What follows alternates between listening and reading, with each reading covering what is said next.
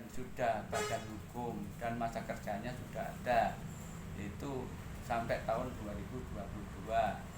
Semua pelaporan itu sudah dilaporkan sesuai dengan mekanismenya melalui lembaga dan kelurahan.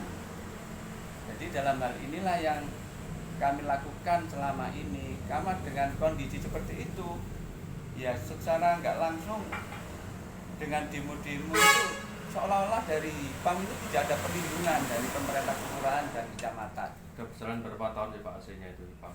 Apa Pak? Sudah berjalan berapa tahun? PAM itu mulai 96 nggak salah pengeboran. Nah ini karena dengan kondisi kebutuhan masyarakat penduduk makin tinggi, nggak mungkin PAM itu dengan kebutuhan masyarakat, kadang-kadang masyarakat itu ngerengek-ngerengek itu. Mas Bandi sana dulu, sana dulu. Jadi seperti itu kita, makanya tanggung jawab PAM itu seperti itu. Kita sampai mengadakan pengeboran kembali dan sudah selesai.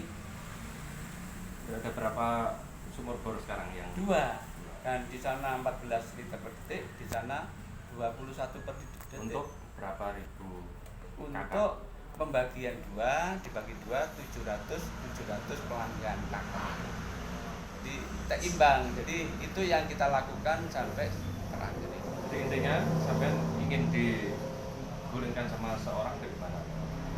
Iya, intinya akan menggulingkan saya, baik secara personal, otomatis kelembagaan yang menjadi target utama adalah pengurus PAM yang akan. Padahal nggak ada permasalahan yang sangat. Tidak ada, kita lancar-lancar saja selama ini, tapi dibuat-buat koyok-koyok. Makanya sekarang kita lakukan upaya hukum yang akan didampingi oleh penasihat hukum kita. Itu Pak.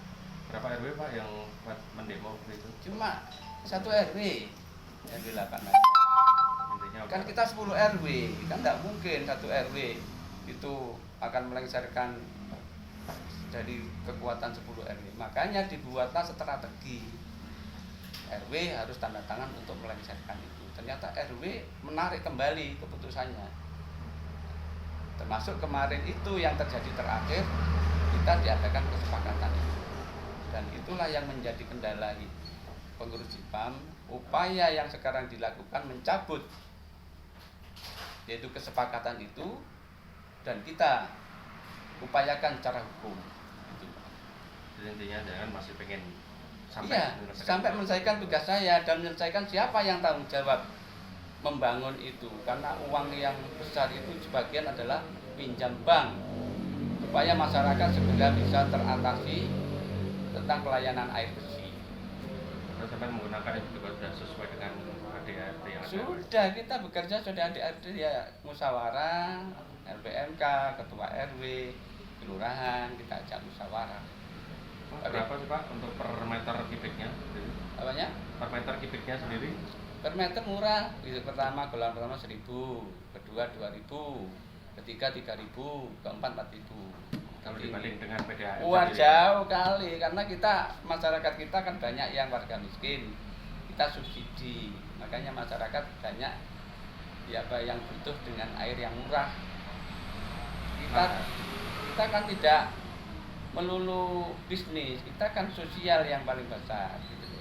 Langkah berikutnya seperti apa nanti? Untuk menangani semua ini?